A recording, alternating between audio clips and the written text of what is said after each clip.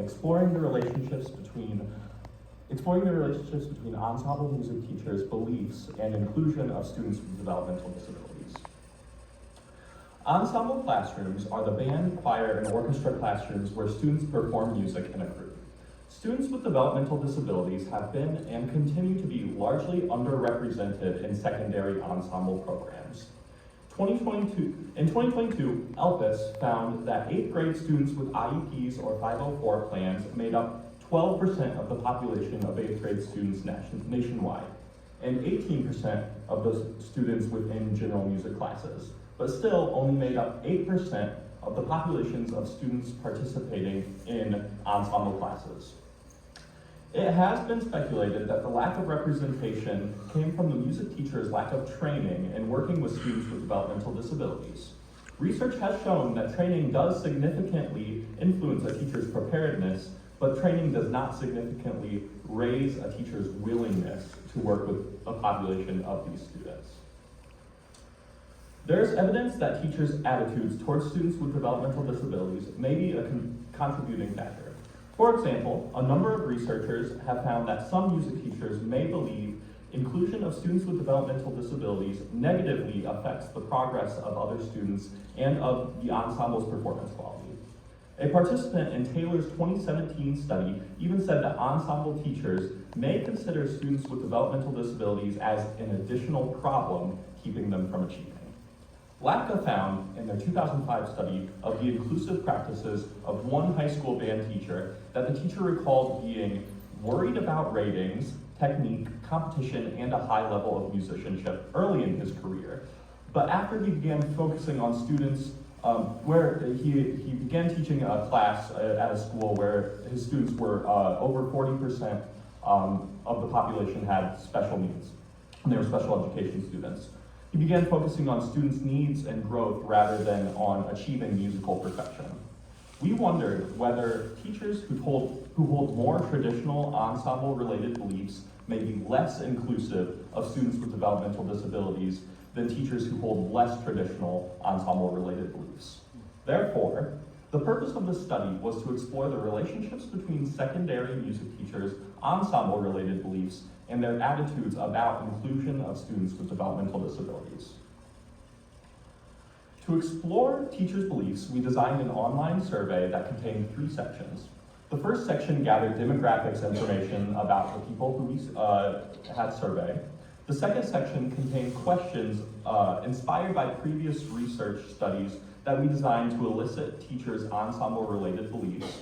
And the third section contained questions to elicit teachers' beliefs about inclusion of students with developmental disabilities in their ensemble music program. This section was adapted from a 2014 study by Van Wielden and Whipple. We publicly titled the study Ensemble Music Programs and Teacher Practices in order to avoid sample bias. Had we mentioned the inclusion of students with developmental disabilities in the title, teachers who hold more negative attitudes about this topic may have been less likely to participate. We collected data using convenience sampling. We posted the survey invitation to about 50 different public Facebook groups for music teachers 2 separate times. They were about a week apart. Most of these groups were specifically targeted to band, choir, or orchestra teachers, so those ensemble classes that we were talking about. We received a total of 153 valid responses. To analyze the data, we first calculated response frequencies for each item. Next, we determined an overall ensemble-related beliefs score by calculating the average of all those ensemble-related beliefs items, as well as an overall inclusivity score by averaging all of the inclusivity-related items. Finally, we calculated the correlation between those 2 variables. All right, so I'm going to next show some of the different questions that we had pertaining to ensemble-related beliefs. The first one I'm showing you is, how important is it to you that your ensemble performs well? As you can see, almost everyone said it's very important, or only 1.3% said it's slightly important. We did have a 4th option for this, and it was not important at all, and no one answered that. How important is it to you that your ensemble does well at adjudicated events? So secondary ensembles attend annual festivals where they perform in front of a panel of judges. for a rating of their performances. As you can see, the majority of people said that it was important in some way to their program that they do well at adjudicated events. Only about 5% of people said that it was not important to them. Which of the following statements most accurately describes your classroom/program? We gave 5 options for this question. From the top down, the individual exists to serve the group. The group is slightly more important than the individual. Both are equally important. The individual is slightly more important than the group, or the group exists to serve the individual. So previous research suggests that some ensemble teachers may overlook individual students' needs and goals in service to the group's performance. So this is kind of what we were trying to get at, is if you have a more traditional view, you are thinking that the individual is there for the group. Which is more important to you?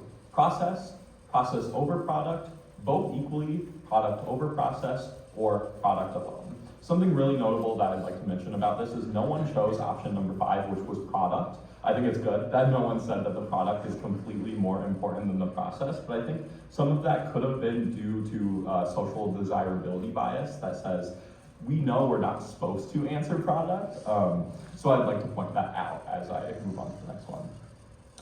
The ultimate goal in a music class is to prepare a polished performance of a piece of music. I found this one pretty interesting. Over 20% of the people who answered this question agreed, and 1.3 agreed very strongly that the point of a music class is to perform a polished piece of music. I think that's a pretty traditional ensemble belief. Which of the following most accurately describes your role in the classroom? This is another thing that we were kind of getting at to see a more traditional belief. We kind of believe that if you're choosing director, you're more likely to have a very traditional view of what this ensemble is for, and if you're choosing teacher, you are there to be an educator. Interestingly, again, only 3.3% of the people directly at some point said that they are more a director or a director. I think this could again be sample bias. So after looking at all of these questions, there were some more that we asked that I didn't include for time. We decided what our traditional ensemble related beliefs are. Those are greater importance of performing well, greater importance of doing well at adjudicated events, greater importance of competition and competitiveness, more of a director role rather than a teacher role identity, value in performing high caliber, the hardest kind of repertoire that you can do for that group. More agreement that polished performance is more important than the ultimate, or is the ultimate goal of class, and stronger belief that the ensemble sounds reflect the teacher. So it's director effectiveness, kind of a more ego-related idea. Right here, encoding the ensemble-related belief responses. For calculating overall responsibility belief scores to get that average, we coded each item so that a 5 would be the most traditional belief and a 1 would be the least traditional belief. That pink line you see in the middle is the midpoint. As you can see, here's kind of the average and how that plays out. Next, I'm going to be reading some of the items about the inclusion-related beliefs. All right. Students with developmental disabilities are difficult to include in my regular ensemble class.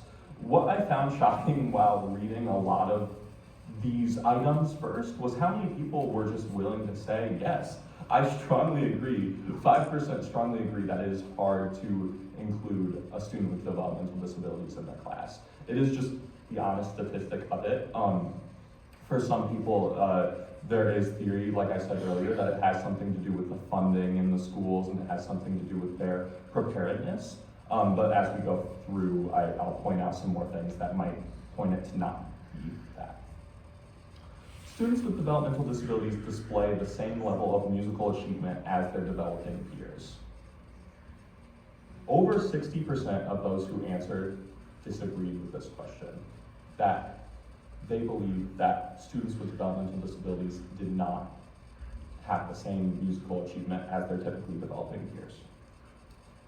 The next item is, having students with developmental disabilities in regular music ensemble classes hinders the progress of students without disabilities.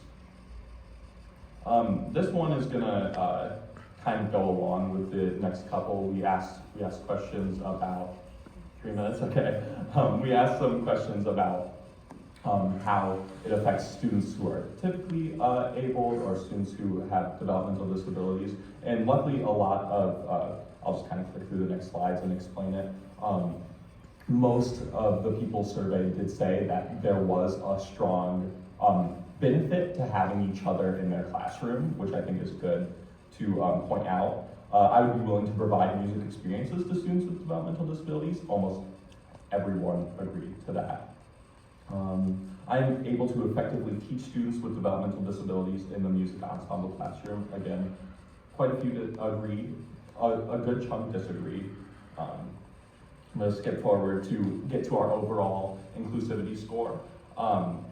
So we again coded the numbers to decide that on the 4 would be the most inclusive, the 1 would be the least inclusive. As you can see, at least positively, participants tended to be more inclusive. You can see right up that pink line.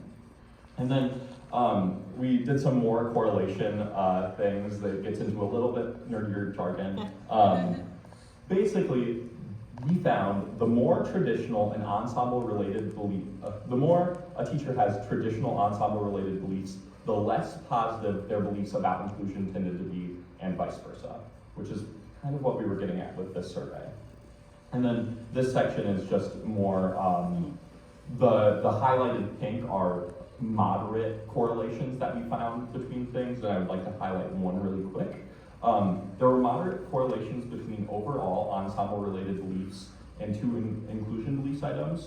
Participants with more traditional overall ensemble beliefs tended to have stronger agreement that performance expectations hinder their inclusion of students with developmental disabilities, and stronger agreement that inclusion of students with developmental disabilities hinder the performance. And that is just not fun to say out loud. I'm going to round it out as I'm running out of time. Some final suggestions that we have. We're looking forward to continuing this study and doing more surveying on this, but adopting more less traditional ensemble-related beliefs ideals is a great way to start including more students with developmental disabilities in regular school music, more focus on students as individuals, and more focus on the process over the product. Thank you.